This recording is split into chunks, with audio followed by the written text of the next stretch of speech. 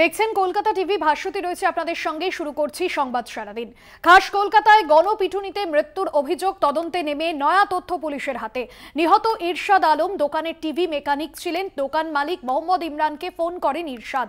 শনিবার সকাল 8:45-এ ফোন করেন মুচিপাড়ার হোস্টেলে তাকে আটকে রাখা হয়েছে, এমনটাই তিনি ফোনে জানান ইরশাদকে। এরপরই থানায় ফোন করে জানান ইমরান হোস্টেলের কয়েকজন আবাসিক ইরশাদকে নৃশংসভাবে মারধর করে। শনিবার সকাল 8:45-এ ফোন করে সমস্ত তিনি জানান এবং গণপিটুনির জেরে যার মৃত্যু হয়েছে মুচিপাড়ার হোস্টেলে তাকে আটকে রাখা হয়, এমনটাই বলেছেন ইরশাদ।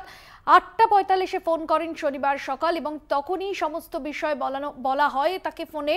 এবং যেমনটা জানা যাচ্ছে যে নিহত ইরশাদ আলম তিনি দোকানের টিভি মেকানিক ছিলেন। দোকান মালিক মোহাম্মদ ইমরানকে ফোন করেন তিনি এবং ফোন করার পরেই তিনি জানান যে মুচিপাড়ার হোস্টেলে তাকে আটকে রাখা হয়েছে ইমরানকে, এমনটাই জানিয়েছেন ইরশাদ।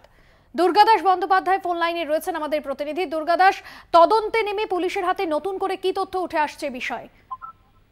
দেখো, তদন্তে নেমে পুলিশের হাতে যে তথ্য আছে তোমাকে তার প্রসঙ্গে বলে রাখি যে পুলিশ যে তদন্ত করেছে সেটা কিন্তু গতকালকেই মুচিপাড়া থানায় এই নিহত মোহাম্মদ ইকবালের ইরশাদের স্ত্রী তিনি কিন্তু তার অভিযোগের ভিত্তিতেই কিন্তু এই এফআইআর করা হয় এবং পরবর্তীকালে যে 14 জনকে জিজ্ঞাসাবাদের জন্য আটক করা হয়েছিল তাদেরকে গ্রেপ্তার করা হয় এবং তাদেরকে নির্দিষ্ট কেস অর্থাৎ আইপিসি 302, 365 এবং 120 ধারায় তাদেরকে গ্রেপ্তার করা হয়। বিষয়টা এটা জানা যাচ্ছে যে শুধুমাত্র এই এই মোহাম্মদ ইরশাদকে মারার পেছনে এই মোবাইল চুরির ঘটনা নাকি এর পেছনে আরো কোনো উদ্দেশ্য ছিল।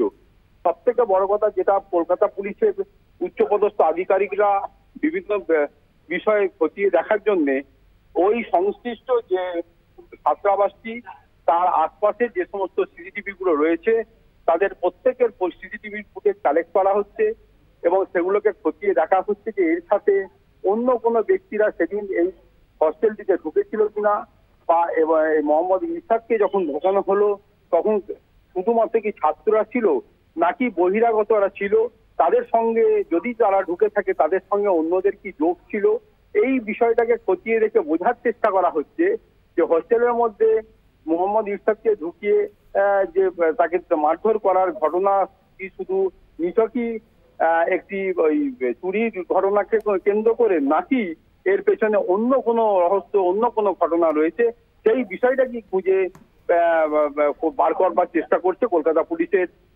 দুর্গাদাস, ঠিক কি ঘটনা ঘটেছিল? অন্যান্য যারা আবাসিক যাদের গ্রেফতার করা হয়েছে 14 জনকে, তাদের জেরা করে কি কি তথ্য উঠে এলো এখনো পর্যন্ত পুলিশের হাতে? দেখো, তাদের মধ্যে অনেকেই এই 14 জনের মুখে যখন গতকাল রাত্রিরে মুচিপাড়া থানায় নিয়ে এসে তাদেরকে যখন জিজ্ঞাসাবাদ করা হয় তাদের অনেকের বয়ান থেকে বা স্টেটমেন্ট থেকে কিন্তু একটা বিষয় পরিষ্কার হয়ে গেছে যে এই মোহাম্মদ ইরশাদকে কিন্তু মারধর করা হয়েছে এবং এই 14 জনের মধ্যে অনেকেই সেই মারধরের ঘটনার সঙ্গে যুক্ত ছিল। কিন্তু বোঝার চেষ্টা করা হচ্ছে যে এই মারধরের পেছনের মোটিভটা কি, উদ্দেশ্যটা কি ছিল। অবশ্যই মারধরের ঘটনা তার নিয়ে একটা নির্দিষ্ট কেস তো হয়েছে এবং তাদের 14 জনকেই আটক করা হয়েছিল এবং পরবর্তীকালে গ্রেপ্তার করা হয়েছে নির্দিষ্ট অভিযোগের ভিত্তিতে। কিন্তু কলকাতা পুলিশ যেটা বার করবার চেষ্টা করছে বা খুঁজে বার করার চেষ্টা করছে যে এটা কি নিছকই একজন ব্যক্তি যাকে টার্গেট করা হলো যে সে মোবাইল চোর, তাকে সন্দেহ করে সন্দেহের বশে মারা হলো, নাকি এর সাথে আর অন্য কোনো রহস্য লুকিয়ে রয়েছে এই গণপিটুনির মধ্যে এবং যেটা কাম্য ছিল না। ধন্যবাদ দুর্গাদাস।